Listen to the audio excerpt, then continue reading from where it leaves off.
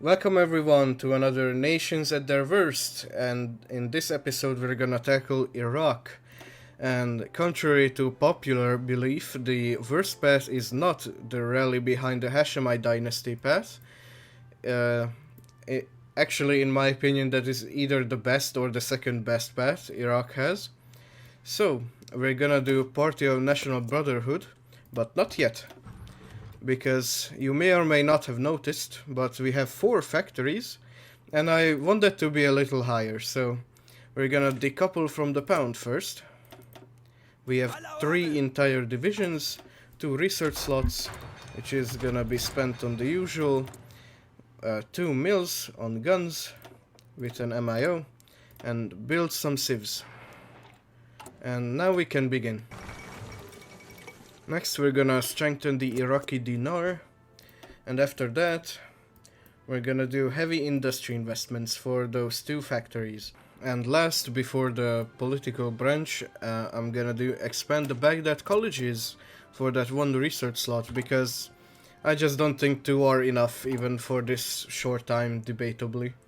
Right, now that we have 3 research slots, let's do the Party of National Brotherhood, which is part of the historical filter or historical branch. Also, I want to point out that these 3, Restore the Region, Join the Axis and Form the Arab League, are mutually exclusive with each other, and yet they are somehow all historical. So, someone explain that to me. Next up is Bakr Sidki's coup, which is gonna change the leader to Hikmat Sulaiman, even though this guy is actually decent for a leader. Next is import from Italy, which is only a 35-day focus, thankfully. It will give us 400 Italian trucks. After that, let's do attempted assassination of Sidki. And now we have the choice between strengthening the Golden Square, which is the historical path, and becoming fascist, or curtail pan-Arabism. Okay, I can speak, I swear. So, I believe the worst path is curtailing pan-Arabism, so let's do that. We will stay non-aligned, not fascist. It will add pan-Arabism crackdown, and remove Bakr Sidki. Well, remove him as an advisor, and he will become the leader with the quote-unquote generic dictator trait.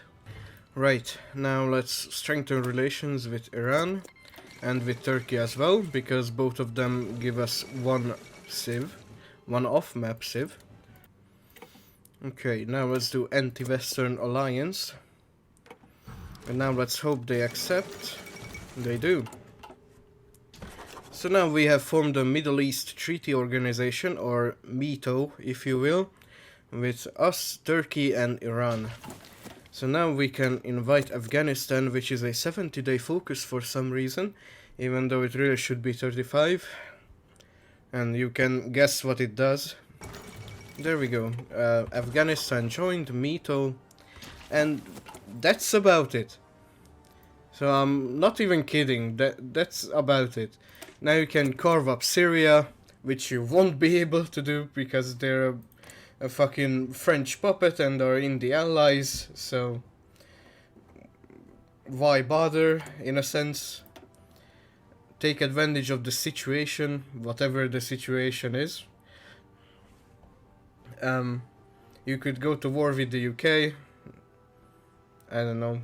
I think you know why that's a stupid idea. And then you could do Greater Iraq, but for that you need to control Kuwait and some state of Syria from the 3 that they have. And yeah, that's about it. Stuff that you won't really accomplish. You will only accomplish Greater Iraq if you play long as fuck and for some reason your faction of choice wins, or if the UK goes communist, decolonizes, along with France, by the way, which I don't even think can decolonize. And Kuwait becomes free, and they stay out of the Allies. And yeah, I think you understand what I'm getting at.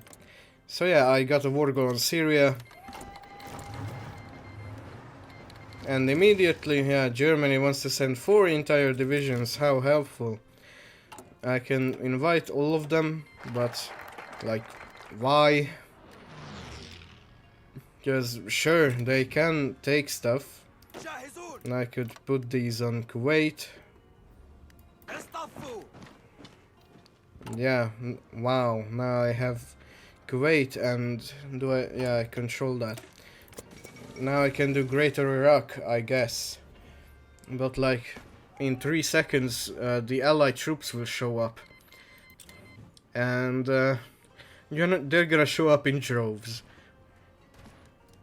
To the point where we can't really do anything about it.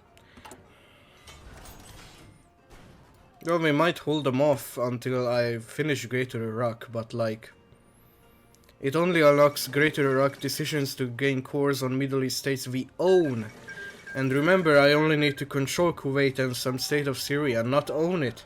And I won't own it because that would mean defeating France, and I mean, okay, Germany will do that for me, but like, nobody will defeat the UK. Not even on non-historical, I think. You would be lucky to get an AI sea lion, to say the least. And they're naval invading, or at least not me, it's Turkey. Okay, Greater Iraq, sure. Oh yeah, this is default. And I don't get any extra decisions because I don't fucking own any more states than I did before. So this path is just completely useless. This branch at least, because you could eliminate the golden square and embargo the Axis and support the Allied war effort, but you're at war with the fucking Allies. And you need to not be in a faction, so you could join the Allies, so what the hell is the point of this? So the only way this could be feasible if really the Arab world was available to curtail Pan-Arabism too. I mean, I know, really the Arab world and at the same time opposing Pan-Arabism, I know. But these focuses are actually useful, especially regime change in Arabia, where you go in on Saudi Arabia, who you actually can defeat by yourself rather easily, and doesn't require going against 2 motherfucking majors with 3 other minors by your side, which won't really be that helpful. So yeah, what else can I say? It's just the worst path that Iraq has, for sure. So yeah, and the raid is an oil field raid against me is being planned. Well, I think I explained well enough why this path sucks. And if you found this video informative, comment, like and subscribe, and I'll see you in the next one.